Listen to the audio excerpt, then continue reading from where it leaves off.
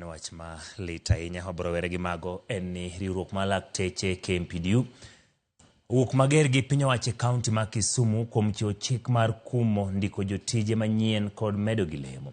Piny owacho kaunti no nyocha ochiwo chikno tarik 18 dweni. Isaac Okech ni kod mathoth.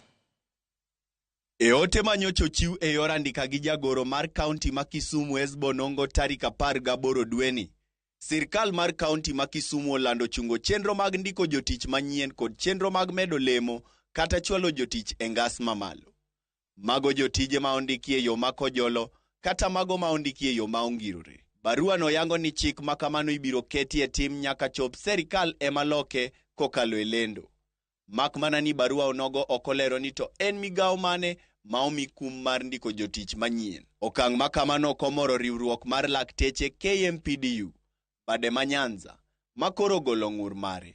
E barua ma ondiko ne gavana mar kaunti ma Kisumu Ngire Anyang' Nyong'o, jakom KMPDU bade ma Nyanza Laktar Onyang' Ondong'a ka oywak ni okang' makamano dhi hinyo ngima jogo manie sekta mar thieth ahinya to kaluwore gi midhiero ma okwako sekta no kaka okang' mar aguch kony mar Amerika USAID chungo chenro maggi. Higni mar serikal medo lakteche lemo kuom higni 7 mosekalo e kind midhiero mamoko. Dwaro mar KMPDU en mondo serikal ma Kisumu owit oko kum ma oketno kendo chiw thuolo ne ndiko jochiw thieth kod medo gi lemo kaka owinjore.